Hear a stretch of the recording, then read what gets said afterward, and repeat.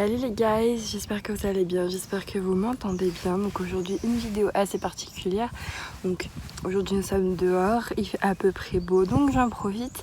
Et j'espère que vous entendez pas trop le vent. Du coup c'est pour ça que j'ai des écouteurs. Et vu qu'on est dehors, voilà.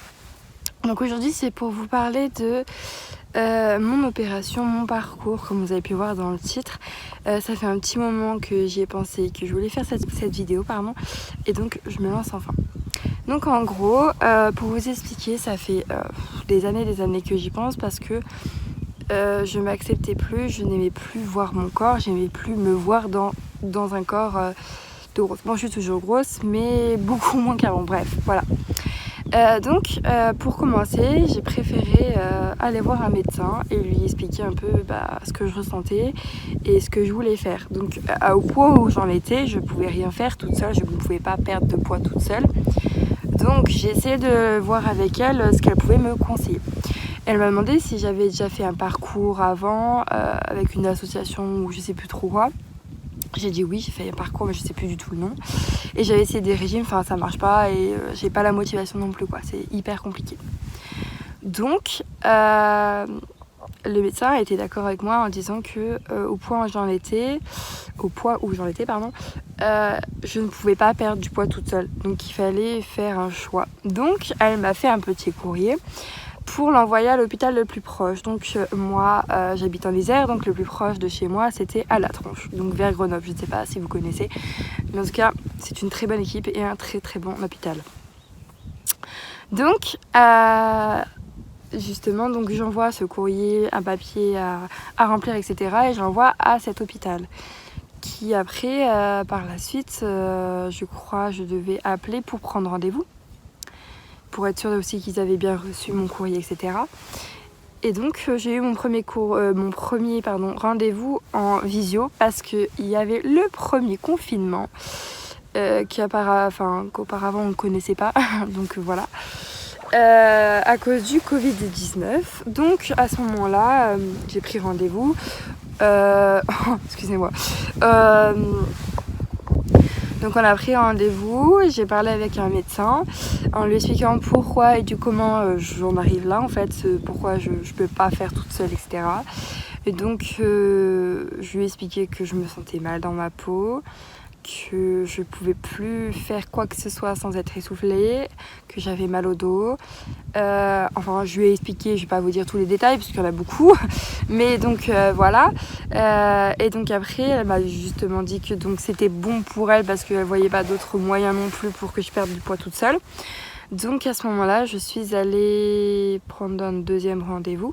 Enfin, elle m'a donné un deuxième rendez-vous et ce rendez-vous-là, c'était pour rester à l'hôpital pendant 3 jours. Donc après, ça, par contre, ce que je vous dis là, c'est par rapport à mon parcours et ce que j'ai vécu. Parce que souvent les hôpitaux, certains hôpitaux fonctionnent comme ça et d'autres pas du tout. Genre, il n'y a pas besoin de séjour ou machin. C'est tu fais un rendez-vous une fois par mois ou un truc comme ça. Et du coup, moi, c'était complètement différent. Donc justement, j'ai eu ce rendez-vous où du coup, moi, j'étais en groupe. Nous étions 4 dans ce groupe. Donc nous étions 2 femmes et 3 hommes, et bien plus âgés que moi. Et voilà, donc du coup, j'ai fait ce petit parcours avec eux pendant ce séjour. Donc on a un peu discuté, voir un peu comment eux se ressentaient, pourquoi ils en arrivaient là, voilà, on a un peu discuté et ça nous a grave aidé, ça nous a fait avancer. Et du coup on a eu des rendez-vous, donc ces 3 séjours, vous avez des rendez-vous psychologue, kiné, diététicienne. Et après vous allez voir le médecin, vous allez faire des petites radios, etc. Je sais plus trop exactement, mais je sais que j'avais fait une radio. Donc on avait fait plein de petits tests et tout, on a fait des prises de sang pour voir si on n'avait pas de diabète. Après on a fait aussi des rendez-vous en dehors de l'hôpital. Bon, c'est un peu bref, c'est un peu tout mélangé, mais en gros vous avez du coup, si vous commencez ce parcours, vous allez donc, si vous faites comme moi, à La Tronche, donc vous allez faire donc les 3 séjours là, les 3 jours, et après vous vous allez devoir prendre des rendez-vous en dehors de l'hôpital. Vous pouvez prendre du coup directement là-bas parce que ils vous donnent des coordonnées. Mais après moi j'habite pas à côté directement de Grenoble, donc c'est un peu loin, donc j'ai fait vers chez moi vers Voiron où j'ai pris des rendez-vous. Donc il fallait voir si on n'avait pas de l'apnée du sommeil ou autre. Enfin je sais plus vraiment, il y avait tellement de rendez-vous que je m'en souviens plus, mais voilà. Et franchement ça s'est super bien passé. J'ai eu aucun problème de santé, j'ai pas d'apnée du sommeil, j'ai pas de diabète, donc c'est encore mieux, tant mieux. Et par contre, il faut que vous sachiez que si vous voulez faire cette opération, il faut arriver à un IMC au-dessus de je sais plus combien, il faut regarder sur internet, mais il faut que vous ayez un IMC qui soit au-dessus d'un chiffre précis. Sinon, si vous êtes trop maigre pour eux, bah vous pouvez pas faire cette opération, ou alors ça dépend si vous allez en privé, parce que moi j'étais en public du coup. Mais sachez que tout est pris en charge parce que c'est considéré comme une maladie. Et ça, faut pas l'oublier, c'est une maladie d'être en obésité. Donc voilà. Donc après tous mes rendez-vous en dehors, j'ai eu des rendez-vous encore au moins une fois par mois en groupe. Donc j'avais fait psychologue en groupe, on a fait diététicienne en groupe et kiné aussi en groupe. Donc c'est vraiment très intéressant parce que du coup chacun a son propre point de vue et chacun peut parler et dire ce qu'on ressent et ce qu'on pense. Et ça je trouve ça hyper cool parce que du coup après on pourra discuter et essayer de se mettre en accord et voir ce qu'on peut faire en fait pour s'entraider. Donc voilà, c'est ce qu'on a fait. Et donc après, donc sachant que tout ce parcours en tout dure 6 mois. Et c'est à partir des 3 jours à l'hôpital que ça commence les 6 mois, pas avant. Donc voilà, donc après les 6 mois qui sont passés, donc ça s'est bien passé, etc.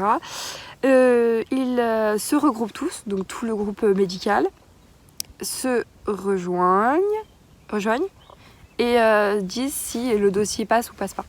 Pour voir si vous êtes prêt psychologiquement et physiquement pour le changement. Parce qu'il faut se dire que là-dedans, ça va changer. Parce que vous allez vous voir changer.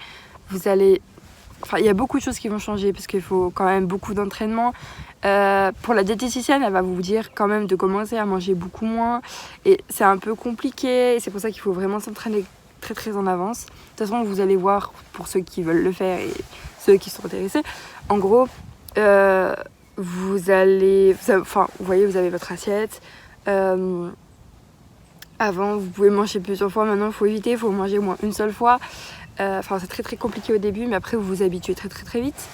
Et donc, c'est pour ça qu'il faut qu'ils valident vraiment, voir si, avec tous les efforts, et aussi une activité physique, parce que c'est pas facile non plus. Il faut que vous marchiez au moins une fois par jour, environ 30 minutes, je crois, minimum. Donc voilà, donc ça aussi il faut se motiver, surtout qu'il y avait l'hiver et il fallait vraiment se motiver et tout seul. Donc bon, j'ai quand même réussi parce que du coup au final j'ai réussi à faire cette opération.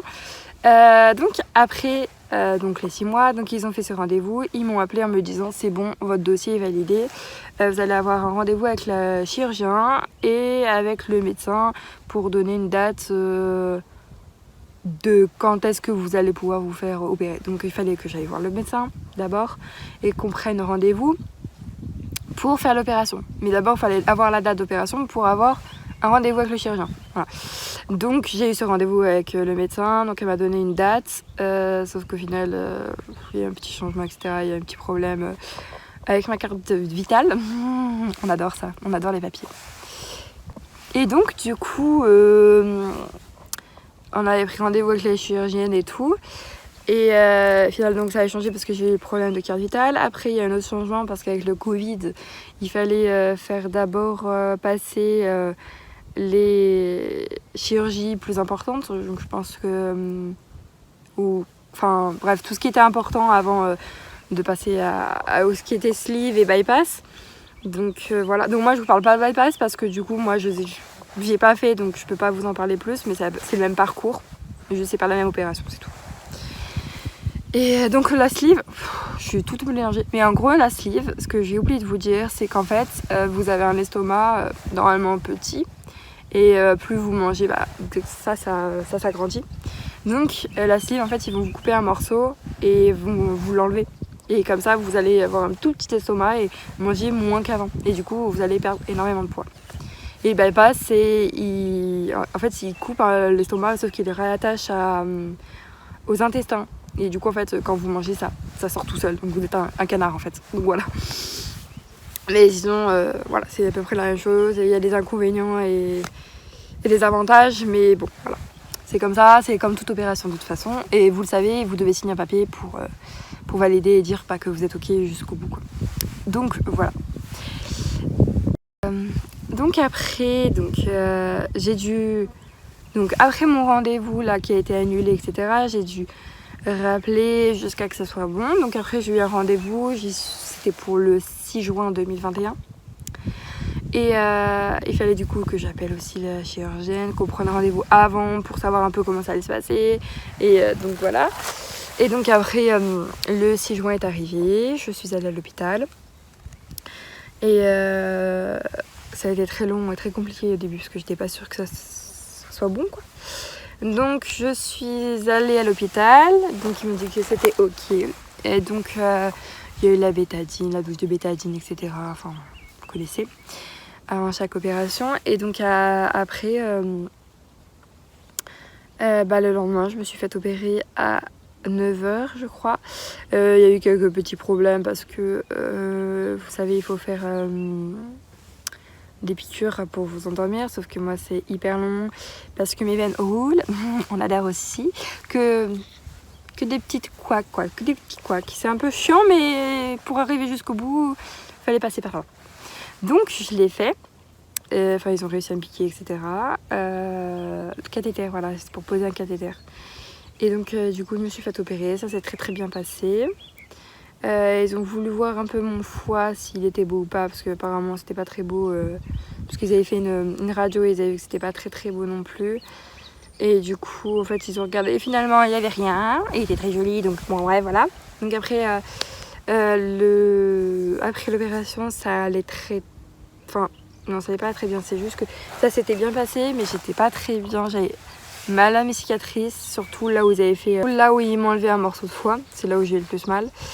Et voilà, mais sinon ça allait bien. C'était un peu dur quand même au début pour, vous savez, le lit, pour se mettre toute droite, pour manger aussi, pour boire c'est hyper compliqué, pour aller aux toilettes aussi c'est très très compliqué. Mais finalement ça s'est passé comme ça s'est passé, voilà. Sachant que moi par contre au début quand je suis rentrée, du coup je suis rentrée 2 jours après. J'aurais pu rentrer le lendemain sauf que les chirurgiens n'étaient pas passés. Donc je ne pouvais pas partir, donc c'était un peu chiant, mais c'est pas grave. Du coup je suis rentrée chez moi, sauf que j'ai eu la première fois une crise d'hypoglycémie. Parce que sachant que vous ne mangez pas beaucoup et que vous avez du mal à manger au tout début, et rien ne passe, et du coup forcément vous allez être en hypoglycémie. Donc sachant qu'avant par exemple vous mangez ça, maintenant vous mangez ça, quoi. En fait vous mangez la convenance d'un pot de yaourt, d'une compote. Enfin bref, c'est vraiment... un petit Suisse, je crois même. Donc c'est vraiment rikiki. Et c'est encore toujours le cas. Là, ça fait plus de 6 mois que je me suis fait opérer. Ça va faire 9 mois, je crois, là. Que je me suis fait opérer. Et c'est toujours pareil, je mange toujours un tout petit peu. Et par exemple, je vais faire un exemple. Quand je mangeais au McDo, avant, je mangeais genre 2 sandwichs. Je faisais un menu maxi best-of. Je mangeais 2 burgers avec potatoes et une grande boisson. Toujours plus, quoi. Et maintenant je ne peux plus, je dois manger 4 nuggets et encore je les mange pas tous. Bon, au début c'était ça, maintenant je peux en manger 4. Mais ça dépend des jours, des fois ça passe, des fois ça passe pas. Donc franchement ça dépend. Et ça dépend quand c'est des personnes.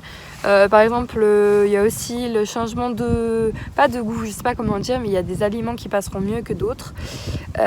Votre estomac va vous dire ciao ciao sur certains trucs, sur certains aliments. Par exemple, moi la viande, j'ai beaucoup de mal maintenant à manger, alors qu'avant j'étais viandarde et j'adorais ça, surtout la viande rouge, sauf que maintenant c'est hyper compliqué à le manger et à le digérer. Donc voilà, ça arrive et ça arrivera à beaucoup de personnes. Et ce sera pas forcément la viande, ce sera peut-être autre chose. Mais voilà, en tout cas, maintenant ça va beaucoup mieux, je vais très très bien. J'ai perdu 50 kilos, donc je suis trop fière. J'avais un IMC très très très haut.